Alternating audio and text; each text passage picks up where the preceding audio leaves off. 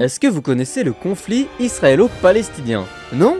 Arrêtez de me mentir. Bon, je résume quand même par politesse. Les Britanniques s'emparent de cette bande de territoire qui appartenait à l'Empire ottoman, la Palestine. Ils promettent l'indépendance aux Arabes palestiniens qui y vivent, mais ils promettent aussi de la donner aux Juifs qui cherchaient à s'y établir pour y réaliser le projet sioniste de création d'un État indépendant juif par la colonisation du territoire, dans l'idée assez saugrenue de fuir les persécutions. Bon, les Britons se débarrassent du dossier en le confiant à l'Organisation des Nations Unies, jeune pucelle à l'époque, qui vote le 29 novembre 1947 la résolution 181, qui prévoit un plan de partage de la Palestine. Une moitié reste en possession des populations arabes locales, une moitié est confiée aux Juifs, qui s'implantent dans la zone en masse, et la ville de Jérusalem est confiée à l'ONU. Alors, par solidarité envers les locaux de Palestine, les pays arabes s'insurgent, ils votent contre la résolution 181, et à partir de 1948, des conflits guerriers commencent à éclater. C'est la guerre qui tue, la guerre entre les Israéliens et les Arabes palestiniens dans une certaine mesure, mais avec aussi beaucoup, surtout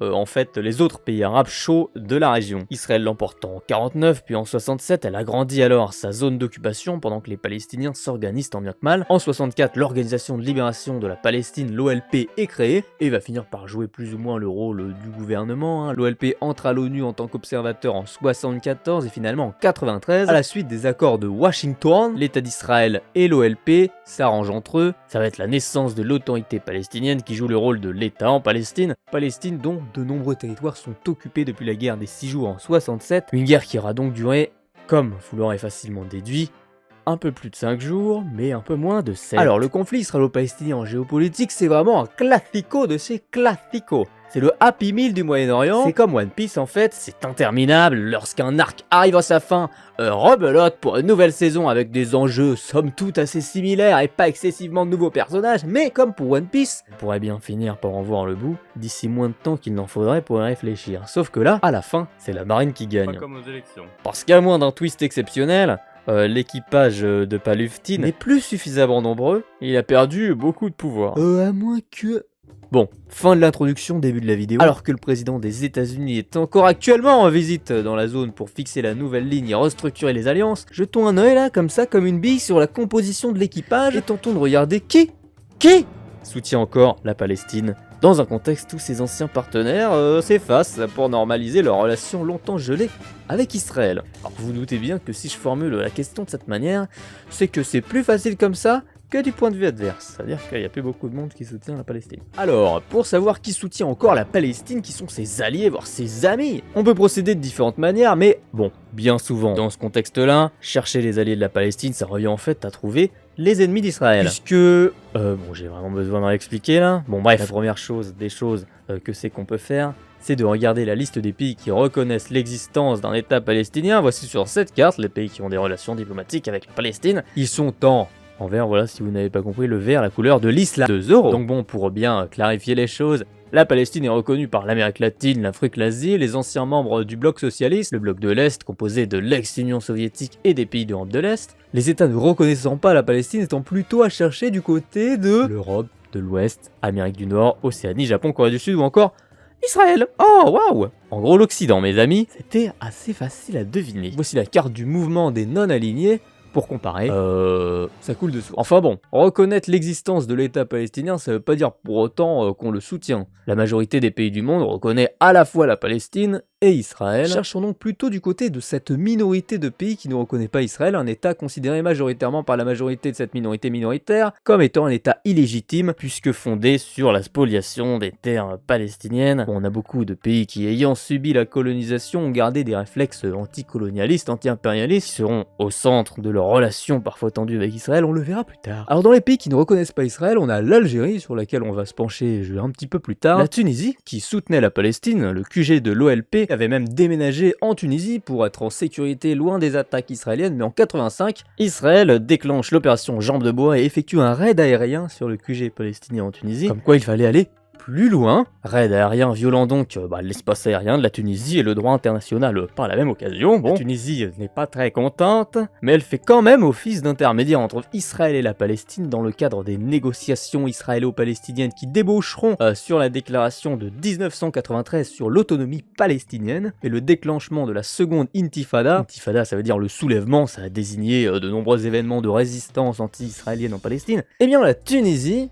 suspend alors ses relations avec Israël, c'était en l'an 2000, et depuis, le nouveau président Kais Saied, élu en 2019, est anti-Israël, donc la Tunisie reste du côté palestinien. Juste à côté, on a la Libye, ennemi historique d'Israël. Sous Kadhafi, la Libye s'est opposée avec son voisin et rival, l'Égypte, qui, à la fin des années 70, normalisait ses relations avec Israël. L'Égypte a été le premier État arabe à se réconcilier avec Israël, dans l'objectif de retrouver le Sinaï, ce territoire-là qui était occupé par Israël donc. Jusque-là, tout est clair. Alors, la Libye attaque l'Égypte en 77. La guerre dure 3 jours. Majora's Mask. L'Égypte gagne, mais bon, depuis l'assassinat de Kadhafi et la guerre civile en Libye, le pays a des choses à faire, donc son emploi du temps ne lui permet pas trop d'être présent sur la scène diplomatique pour défendre la Palestine, mais pas de reconnaissance d'Israël. Pour rester sur l'Afrique, Djibouti refuse de reconnaître Israël tant que les Palestiniens n'auront pas de garantie sérieuse sur leurs droits et leurs frontières. Les Comores ont suspendu leurs relations avec Israël en 1974, mais dialoguent actuellement avec Israël pour se réconcilier. Le Mali a suspendu ses relations avec Israël en 1973. Il y avait des discussions avec les autorités israéliennes pour une réconciliation, mais le nouveau régime de la junte militaire malienne a suspendu ces négociations.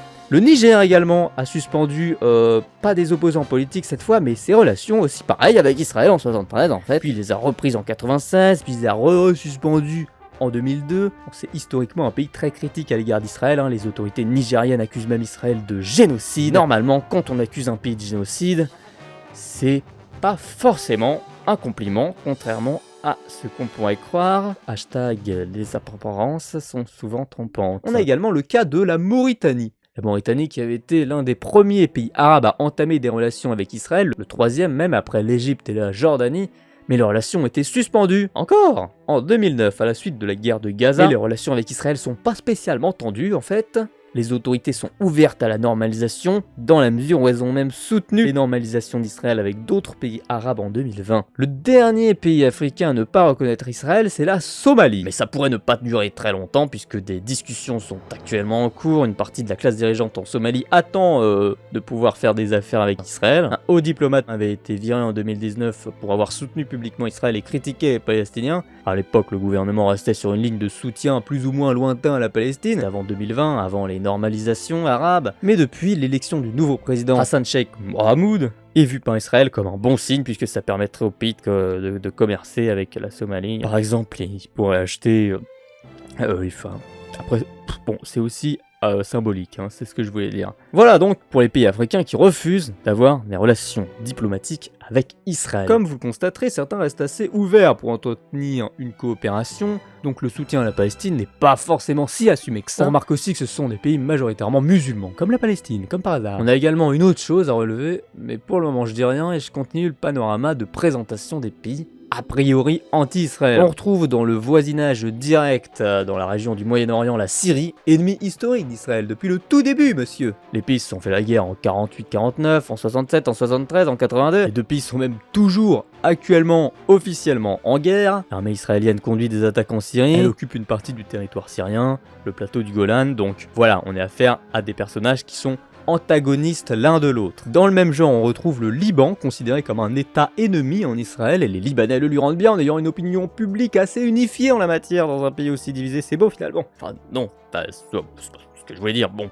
Bref. En 2006, il y a eu même une guerre entre Israël et pas explicitement le Liban, mais le Hezbollah, parti politique et organisation militaire très puissante au Liban. Donc, les deux pays se confrontent souvent à l'ONU, il y a des controverses territoriales en mer Méditerranée. La coalition au pouvoir au Liban est héritière des mouvements et des partis politiques qui se sont battus contre Israël pendant la guerre civile libanaise, où Israël avait occupé du territoire et soutenu certains partis politiques. Mais bon, ces partis politiques libanais-là, ils ne gagnent pas les élections. Si ça arrivait, peut-être que le Liban pourrait basculer du côté pro-israélien, mais bon, la population n'a pas l'air très favorable à ça. Allez, suivant. L'Irak ne reconnaît pas non plus Israël, l'Arabie Saoudite non plus. Le Yémen est ennemi d'Israël, les deux pays s'apprécient pas du tout. Et ça concerne à la fois le gouvernement yéménite et que les rebelles houthis se battent contre le gouvernement et qui menacent Israël. Le sultanat d'Oman, qui normalement est plutôt gentil avec tout le monde, c'est neutre, assez suisse. Il refuse de normaliser ses relations avec Israël tant que les Palestiniens n'ont pas de garantie, comme Djibouti quoi. Mais les autorités omanaises ont dit qu'elles n'attendaient que des avancées pour les Palestiniens pour serrer la main aux Israéliens. Plus, bon, les deux pays ont des liens commerciaux. Alors pour aller plus loin, voyager un petit peu, il y a la Malaisie qui ne reconnaît pas Israël. Le pays n'aime vraiment pas Israël, voire il le déteste même, en dépit d'être à des milliers de kilomètres de là. Bon, loin des yeux, près de la haine. La Malaisie a même été condamnée par le CIO, le comité olympique, pour discrimination, parce que les Malaisiens ne voulaient pas faire venir les athlètes israéliens sur son sol. Il y a eu plein d'affaires en Malaisie, comme quoi le pays interdisait l'accès non pas seulement aux Israéliens, mais en plus aux autres juifs. La Malaisie avait refusé de projeter la liste de Schindler, le film sur la Shoah, entre autres. L'homme qui a longtemps été le premier ministre, Monsieur Mahathir, est personnellement anti-juif. Alors c'est pas moi qui le dis, hein. Il a dit lui-même qu'il était très content de se faire traiter d'antisémite. Donc voilà, nos diffamages. Son parti politique distribue des livres anti-juifs. Il explique que l'homme qui est responsable de la crise financière en Asie, c'est George Soros. En Asie, le continent. Je précise, il accuse Mahathir, son parti, les sionistes de miner la Malaisie et de vouloir détruire l'islam. La Malaisie est un pays musulman, hein. Et il accuse même les juifs de détenir les médias. Alors que, bon, en Malaisie...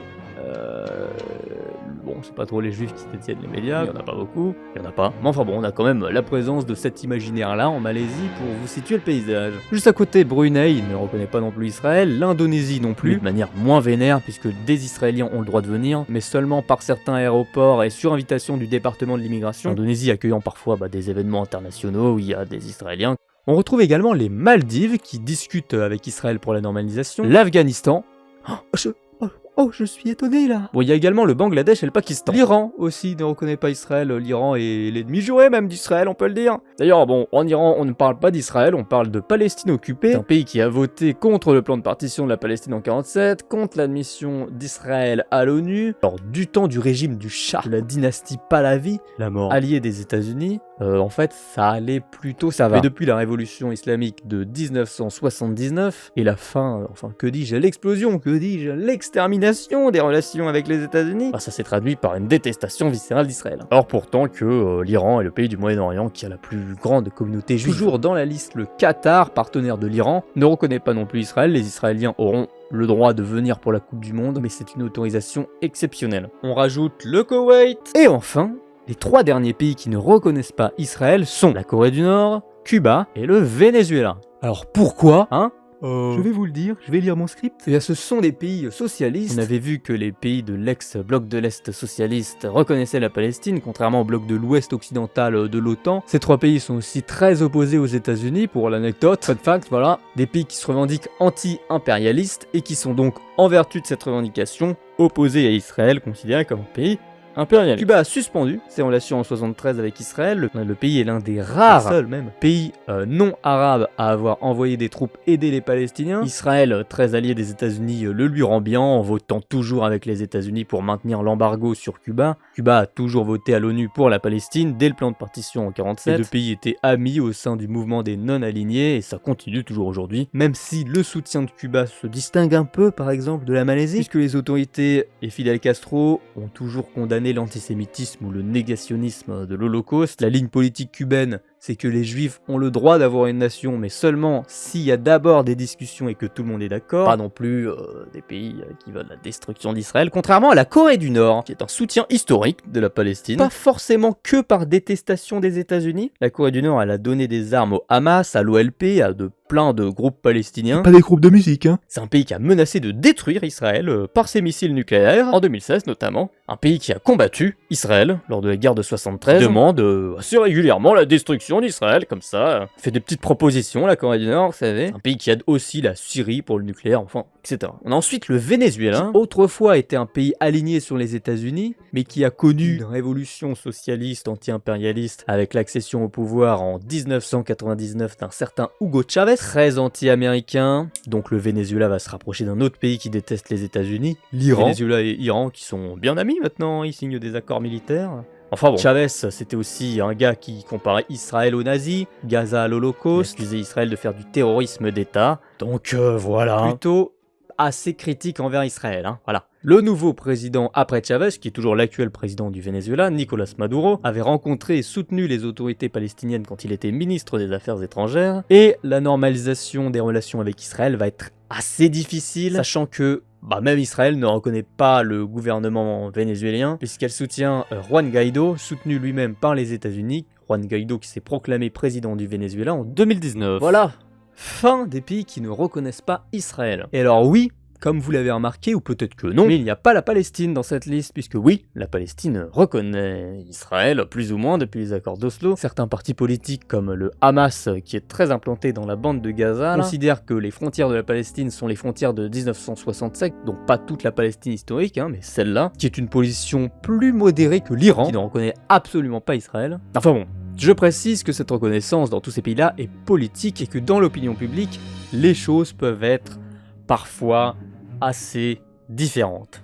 Bref, on a donc 3 grands types de pays qui ne reconnaissent pas Israël, 3 types de soutien même, globalement. Soutien à la Palestine. Les soutiens arabes, les soutiens plus largement musulmans, l'Iran, Pakistan, Bangladesh, Indonésie, Brunei, Malaisie. On note que la Turquie reconnaît la Palestine alors même qu'elle fait partie de l'OTAN. Et enfin, on a des soutiens anticolonialiste, anti-impérialiste, anti-USA, souvent socialiste, Cuba, Corée du Nord, Venezuela et d'autres pays qu'on verra plus tard. Sachant que certains pays peuvent être les deux. L'Iran est à la fois musulman et à la fois anti-impérialiste des États-Unis. Et d'Israël. Du côté des pays très anti-Palestine, entre guillemets, on retrouve des pays par exemple qui ont voté contre l'intégration de la Palestine à l'ONU, les États-Unis, bien sûr, grand protecteur d'Israël, le Canada, parfois décrit ou revendiqué comme le meilleur ami d'Israël, la République tchèque, qui a une petite tradition de soutien à Israël, pareil. Souvenir partagé d'un ancien bourreau, peut-être. Et enfin, on a des pays qui font semblant d'être indépendants, mais en fait, qui suivent beaucoup les États-Unis. Panama, et des États océaniens comme les Palaos, la Micronésie, les Marshall ou Nauru. Mais il y a aussi un autre État qui a voté contre l'intégration de la Palestine à l'ONU. C'est un État qu'on n'attendrait peut-être pas forcément à cette place, peut-être qu'il va vous étonner. Il s'agit tout simplement de l'État d'Israël. Et oui, précisons quand même que, malgré le soutien diplomatique, politique et même militaire à Israël, ces pays-là qui ont voté contre l'intégration de la Palestine, et plus largement les pays qui n'ont pas de relations diplomatiques avec la Palestine, peuvent tout à fait aider les Palestiniens d'une manière souvent humanitaire. Les États-Unis, le Canada, les pays de l'Union Européenne qui soutiennent plutôt Israël, on penserait ça. Ils envoient de l'argent en Palestine. Ils financent notamment l'Office de secours et de travaux des Nations Unies pour les réfugiés de Palestine dans le Proche-Orient. C'est long, qui est une branche express et spéciale de l'ONU. C'est une organisation qui a des quartiers généraux à Tel Aviv, donc en territoire contrôlé par Israël. Les contributeurs de cet organisme sont majoritairement occidentaux. Les plus gros donateurs, c'est les États-Unis. Depuis les années 90, les USA et l'Union Européenne ont versé à la Palestine 8 milliards de dollars. Et la Palestine est l'un des premiers bénéficiaires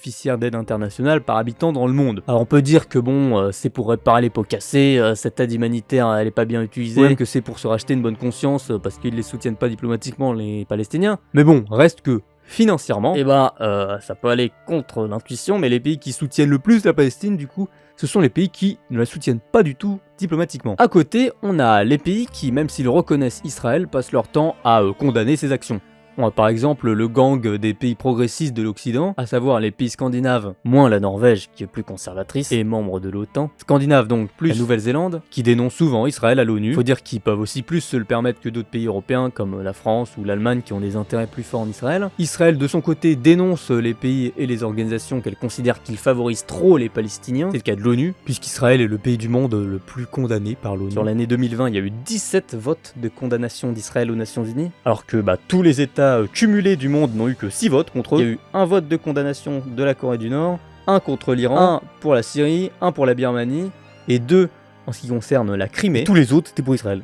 Sachant que les États de l'Union Européenne, par exemple, qui reconnaissent pas forcément tous la Palestine, même pas beaucoup, ces États votent pour condamner Israël dans 2 tiers des résolutions. Donc il n'y a pas un soutien indéfectible à Israël, sauf de la part de certains pays qui votent à chaque fois pour Israël. Donc les États-Unis, le Canada, l'Australie, puis tous les petits États océaniens là alignés sur les USA. Faut dire que bon, Israël ne respecte pas un ensemble de résolutions de l'ONU, un ensemble de résolutions du Conseil de sécurité notamment, regardez là, toutes celles-là, ça fait pas mal. Pour donner un exemple de résolution assez récente, en décembre 2016, une résolution était déposée au Conseil de sécurité des Nations Unies, la résolution 2334, qui exigeait d'Israël qu'elle arrête immédiatement et complètement toutes ses actions de peuplement. Alors, c'est un euphémisme pour dire colonisation, si vous n'aviez pas compris. De peuplement, donc, dans le territoire palestinien occupé. C'était une résolution qui avait été présentée par la Nouvelle-Zélande, et aussi la Malaisie, le Venezuela et le Sénégal. Obama avait donné instruction que les États-Unis s'abstiennent, pour préciser. Mais c'est intéressant de noter que les pays qui ont porté une voix de défense des Palestiniens à l'ONU, par cette résolution, ce soit cela, puisqu'on a 2 États qui ne reconnaissent pas Israël, la Malaisie pour des raisons surtout de solidarité religieuse, le Venezuela pour des raisons de solidarité anti-impérialiste, et puis 2 pays qui reconnaissent bien Israël, un pays occidental progressiste, la Nouvelle-Zélande, et un pays africain le Sénégal, qui même s'il reconnaît Israël, est un soutien historique de la Palestine. Le président Senghor avait été le premier subsaharien à recevoir Yasser Arafat, le chef révolutionnaire de l'OLP en 77. Le Sénégal qui rompt ses relations avec Israël en 73 avant de reconnaître le pays à nouveau en 92 après la fin de la guerre froide. Mais Yasser Arafat avait un passeport diplomatique sénégalais, ce qui montre que les pays qui reconnaissent Israël, comme le Sénégal, peuvent aussi soutenir la Palestine parfois. Alors si souvent on parle de l'axe Téhéran-Beyrouth, c'est-à-dire Iran-Liban, qui passe par l'Irak et la Syrie comme les soutiens inconditionnels de la Palestine, qui est aussi un axe de revendiqué anti-impérialisme, impérialisme des États-Unis, les autres étant considérés comme plus sympathiques. C'est aussi d'ailleurs les pays de l'autoroute chiite. Enfin bon, à côté de ces soutiens radicaux, on en a d'autres de part et d'autre dans le monde. Pour les détecter, il n'y a qu'à regarder qui c'est qui condamne et qui c'est qui soutient quand il y a une affaire. Par exemple, l'affaire Abu Akleh, où une journaliste d'Al Jazeera avait été tuée par des tirs de l'armée israélienne. On retrouvait des pays genre Soudan, la Namibie, même l'Union Européenne, puis l'Afrique du Sud, condamné Israël. Le cas de l'Afrique du Sud est assez intéressant d'ailleurs. Pendant la période de l'apartheid, où les blancs et les noirs étaient séparés, les relations avec Israël étaient assez bonnes, voire très bonnes. Alors attention à pas vous emballer pour dire oh c'est pas étonnant, les racistes là, ils vont ensemble. Je suis obligé de vous préciser que Israël a dénoncé l'apartheid et le système de ségrégation raciale. Et que c'était aussi des relations stratégiques parce que l'Afrique du Sud était du côté des États-Unis contre le bloc de l'Est. Mais force est de constater que les relations se sont détériorées et que depuis, si l'Afrique du Sud a gardé la reconnaissance d'Israël, le pays penche plutôt vers les Palestiniens. Et même les Juifs d'Afrique du Sud, qui sont plus ou moins nombreux, sont plutôt pro-palestiniens. On a le juge sud-africain Richard Goldstone qui a pondu un rapport pour l'ONU dans lequel il est particulièrement sévère à l'égard d'Israël. Alors regardez, voici les pays qui ont voté pour ce rapport en vert. Il y en a d'autres, le ministre juif sud-africain Ronnie Kasrils qui a poussé avec le prix Nobel de la paix Desmond Tutu une campagne internationale de désinvestissement d'Israël. La campagne BDS, boycott, désinvestissement, sanctions. Les Palestiniens sont invités à faire des discours en Afrique du Sud. Enfin, il y a du soutien, même si l'Afrique du Sud reconnaît Israël. On peut aussi parler du groupe des Amis pour la défense de la Charte des Nations Unies, qui est un groupe de pays membres de l'ONU, groupe qui, selon ses propres mots, se bat pour le droit à l'autodétermination, la non-ingérence dans les affaires des États et le respect de l'intégrité territoriale et de l'indépendance politique de toutes les nations. Un groupe dans lequel on retrouve, la Palestine, qui se reconnaît évidemment plutôt dans ces mots-là, mais on a aussi l'Algérie, qui, pour y revenir, a historiquement soutenu l'OLP. Yasser Arafat a d'ailleurs proclamé la création d'un État palestinien à Alger. Le président algérien Boumedienne avait précisé que l'Algérie soutiendra la Palestine qu'elle opprime ou qu'elle soit opprimée. Et même s'il y a eu une décennie de froid entre les deux pays, l'Algérie reste parmi les pays arabes un des soutiens les plus solides de la Palestine. On retrouve aussi dans ce groupe des pays comme Cuba, le Venezuela et la Corée du Nord, mais aussi bien sûr la Syrie, l'Iran, mais également l'Angola, la Guinée équatoriale, le Zimbabwe, Saint-Vincent-les-Grenadines qui peut-être va faire basculer le rapport de force. Non, la Biélorussie, l'Érythrée, on a la Bolivie, le Nicaragua, le Cambodge et puis surtout la Chine et la Russie. Et là, va falloir entamer tout un pan du sujet. Parce que si le Cambodge est là, c'est parce que c'est un peu un ami de la Chine, que le Nicaragua, c'est plutôt un ami de la Russie, comme la Biélorussie, et que, globalement, de la Guinée équatoriale à Saint-Vincent-les-Grenadines, on a plutôt affaire à des pays qui sont présents aussi par intérêt géostratégique, puisque ce sont des pays qui ont des relations contrariées avec les États-Unis, bien souvent. Mais juste avant de développer, je dois vous parler des pays de la Ligue arabe. En 1945, la Ligue arabe est créée, elle regroupe des pays qui sont tous arabes, comme par hasard. Ils sont décidément partout dans leur pays, ceux-là. Enfin et très vite, cette Ligue arabe, en fait même directement après sa création quasiment, elle lance une campagne de boycott des marchandises qualifiées indistinctivement de sionistes ou de juives. Les deux mots sont interchangeables dans les discours de l'époque. Un bureau du boycott est installé au Caire, en Égypte, à l'époque le big boss des pays arabes, et la Ligue interdit toute relation commerciale ou financière entre les États arabes et Israël. Des guerres vont avoir lieu, mais dans les années 70, il y a un truc qui bouge, c'est justement l'Égypte. En 79, l'Égypte reconnaît Israël. L'année suivante, elle renonce au boycott, alors que la croissance économique israélienne est florissante, il y a des investissements, des capitaux venus des pays occidentaux. Puis de l'autre côté, il y a la Palestine qui est toute rabougrie, qui n'a pas les moyens d'évoluer. En 86, les capacités nucléaires d'Israël sont dévoilées au grand jour. La puissance militaire d'Israël et son intérêt économique font du pays un partenaire de choix, alors que soutenir la Palestine, ça devient plus un geste symbolique que quelque chose d'intéressant en termes d'opportunité. Au terme des années 80, lorsque la guerre froide entre le bloc de l'Ouest libéral et capitaliste et le bloc de l'Est socialiste communiste se termine, l'Union soviétique elle disparaît et une grande vague libérale déferle sur le monde. Pour les pays du tiers-monde qui étaient restés soit dans le patronage de leur ancienne métropole coloniale, soit qui avaient été attirés par le modèle alternatif socialiste, pour eux, bon, il n'y a plus trop d'alternatives sérieuses. Il n'y a plus qu'une seule issue, la démocratie libérale, il faut se ranger derrière les États-Unis devenus les seuls maîtres à bord. Le monde bipolaire laisse la place au monde hégémonique, où la seule superpuissance restante, c'est les États-Unis. Et ne vous inquiétez pas, très tôt arrivera l'islamisme. Et là, bon. Alors pour la Palestine, c'est pas terrible, puisqu'elle était soutenue par le bloc socialiste, en plus du monde arabe qui était passé à un certain socialisme, ça incluait du monde, hein, des soldats cubains venus en renfort aux aviateurs de la Corée du Nord ou de l'Allemagne de l'Est, en passant bien sûr par la grosse Union soviétique là, et bah tout ça,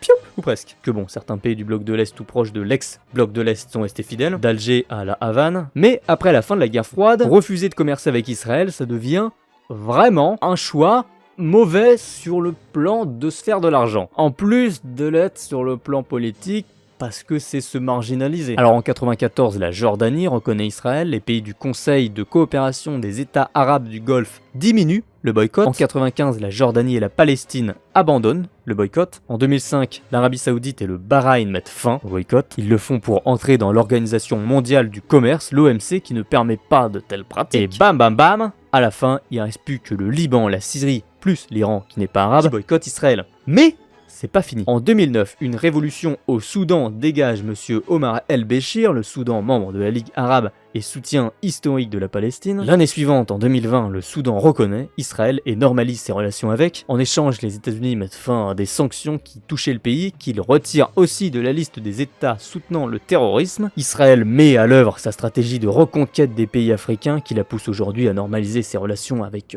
la Mauritanie, la Somalie ou les Comores, où elle a hâte de vendre ses machines et ses technologies agricoles dont les pays africains sont désespérément en recherche. Le 15 septembre 2020, c'est au tour des Émirats arabes unis de reconnaître l'État d'Israël à l'occasion d'un accord historique, l'accord d'Abraham. En 2022 sera signé un accord de libre-échange entre les deux pays, ce qui montre bien que l'enjeu stratégique de coopération économique avec Israël est là, quoi. Et le 10 décembre 2020, le Maroc, qui avait en fait déjà des relations cachées avec Israël, reconnaît Israël. En échange, les États-Unis reconnaissent la souveraineté du Maroc sur le Sahara. On rajoute Bahreïn dans la liste des pays arabes qui reconnaissent Israël en 2020, pendant que des pays comme l'Algérie ou le Qatar condamnent cette diplomatie nouvelle. La grande muette dans cette affaire, c'est l'Arabie Saoudite, grande alliée des États-Unis depuis la fin de la Seconde Guerre mondiale, mais surtout Arabie Saoudite rivale de l'Iran, Iran très hostile à Israël. Israël et l'Arabie Saoudite s'étaient d'ailleurs rapprochés en 2015 dans une union visant à empêcher l'Iran de se doter de la bombe nucléaire. Et aujourd'hui, malgré une non-reconnaissance, les pays se font les yeux doux. Bon, sur les relations israélo-saoudiennes, surveillez les actualités, je sais pas quand est-ce que ça sortira, mais bon. Bref, les événements récents auraient donc plutôt tendance à nous faire considérer que oui, le conflit israélo-palestinien est terminé, puisque la question palestinienne est condamnée à ne plus relever que de la politique intérieure d'Israël, étant donné que les soutiens de la Palestine sont partis acheter du lait comme papa. Alors attention quand même, bon, le Maroc par exemple, qui a reconnu Israël, continue de dire qu'il faut défendre les droits des Palestiniens, et il envoie de l'aide humanitaire en Palestine, enfin bon, comme les États-Unis quoi. Alors il lui reste qui la Palestine? L'Iran et ses copains contre qui se liguent les autres pays arabes du Moyen-Orient? Tiens, regardez ça. Bahreïn, Égypte, Israël, USA, Maroc et Émirats arabes unis. Tous unis contre l'Iran.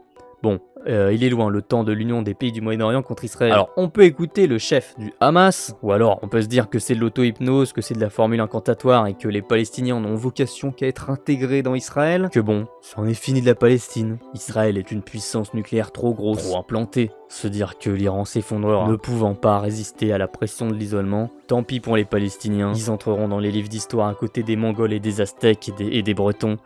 Ces peuples disparus qui ont enterré l'histoire. Bon, tu dis n'importe quoi là. Fin.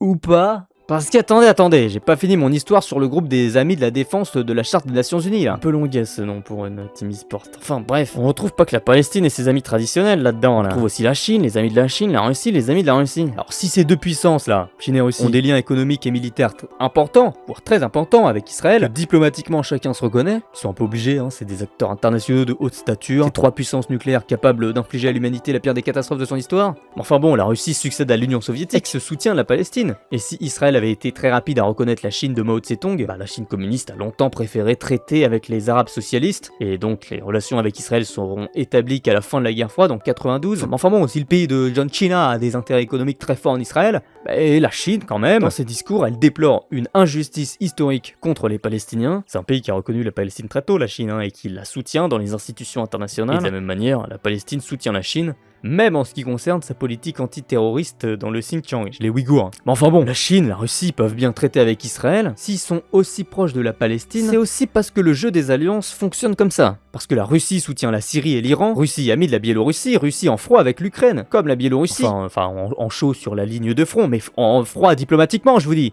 Ukraine qui soutenait l'Azerbaïdjan contre l'Arménie, Arménie amie de la Russie, Arménie qui soutient l'autodétermination des Palestiniens, qui est considéré par le président de la Palestine comme un grand allié, Arménie en revanche, pas amie avec la Turquie, Turquie membre de l'OTAN, pas amie avec la Syrie, mais Turquie qui commerce bien avec Israël, plus qu'avec l'Iran qui n'aime pas trop l'Azerbaïdjan, mais plus la Russie, Russie qui avance au Mali, qui n'aime pas Israël, le Mali, Russie qui avance pas que là, qui avance aussi au Nicaragua qui prévoyait de construire un canal concurrent à celui de Panama, Panama soutien d'Israël, Panama ami des États-Unis, États-Unis qui n'aiment pas Cuba, Venezuela et Nicaragua, Nicaragua donc membre du groupe des amis qui va demander l'aide de la Chine, ami du Cambodge, aussi membre du groupe des amis. Chine aussi ami avec le Pakistan qui ne reconnaît pas Israël, Pakistan ennemi de l'Inde, qui est ami avec Israël, Chine qui coopère avec la Russie pour avoir du gaz russe, Russie qui, condamnée par Israël pour la guerre en Ukraine, a décidé de soutenir les Palestiniens pour mettre fin à l'occupation israélienne de la terre de l'État de Palestine, je cite. Bon, ça là, bon ça s'appelle la géopolitique, c'est très compliqué, mais ça s'appelle aussi la montée des tensions, ça c'est très simple. Enfin bon, ça s'appelle surtout la construction d'un axe, un axe anti-hégémonique, un axe contre-impérialiste qui veut renverser la domination des États-Unis pour défendre ce qu'ils appellent des valeurs de dialogue, de tolérance et de solidarité. Ça, bon c'est comme tout le monde, ça veut rien dire, c'est concret, mais qui veulent surtout défendre un multilatéralisme efficace et inclusif. Le multilatéralisme, c'est ça le sujet, ça veut dire pas un chef qui décide de tout, mais il y a différents États sur un pied d'égalité qui négocient à plusieurs, plutôt que ce soit qu'un seul qui décide, en l'occurrence pas tant Saint-Vincent les Grenadines que les États-Unis d'Amérique. Alors, soit les États-Unis et leurs alliés ne sont plus capables de prendre en charge la totalité de la planète, donc ils laissent de la place aux autres, à ces puissances-là comme la Chine et la Russie, et ils co-gèrent le monde ensemble, mais bon, dans ce cas-là, les États-Unis ne pourront plus défendre la démocratie, soit la Russie et la Chine sont marginalisées, la Russie et la Chine construisent leur axe anti-hégémonique, et donc ils vont chercher des alliés, comme par exemple ceux-là. Et dans ce cas-là, l'espoir pour la Palestine, l'espoir que les Palestiniens gagnent contre Israël, eh ben ce serait tout simplement que la troisième guerre mondiale éclate entre ces deux blocs-là, et que donc la Palestine se trouve dans le camp des gagnants à la fin. Donc comme ça, bon, voilà, ils ont gagné. Peut-être qu'on aura tous perdu en tant qu'humanité, mais bon, c'est peut-être ça l'espoir. Voilà, je voulais terminer sur une touche de bonne humeur, d'espérance quant à l'avenir de l'humanité. Évidemment, je n'aurais pas pu tout dire, la vidéo est en fait trop courte pour détailler la position de chaque pays. Je suis désolé, j'aurais pas pu parler de Niue, d'Antigua et Barbuda. On aurait pu parler de la position de la France ou des petites France comme la Belgique ou la Suisse. On aurait pu détailler la position de pays comme l'Égypte et le Maroc qui ont fait le choix de soutenir plus les Palestiniens que le principe de l'État de Palestine, comme l'Iran, l'Algérie. Quand on a un État, bon, chacun fait avec ses impératifs nationaux. Cette vidéo n'a volontairement pas traité des autres soutiens de la Palestine, des soutiens qui ne sont pas des pays, pas des États, mais qui sont des associations, des militants, des relais de l'opinion publique. C'est peut-être vous, hein? N'hésitez pas à le faire savoir dans les commentaires. Bon, je ne vais pas faire le vœu de n'avoir que des commentaires gentils et sympathiques, ou bien pertinents, qui apportent dans la politesse des éléments nouveaux que la vidéo n'a pas pu aborder. Puisqu'il y aura des insultes, bien sûr. Mais si vous en êtes arrivé jusqu'à la fin de la vidéo, vous ne devez pas faire partie de ceux qui attaquent compulsivement. L'algorithme YouTube n'aime pas ce genre de vidéo. Donc, si vous voulez participer à la diffusion de l'information, si vous voulez soutenir la chaîne, on clique, on like, on s'abonne, on partage, on sub, et tutti quanti. Bon, sur ce, je reviens là parce que depuis tout à l'heure, il y a quelqu'un qui frappe à ma porte. Bon, c'est bon là? C'est pas bientôt fini? Ça me suicide.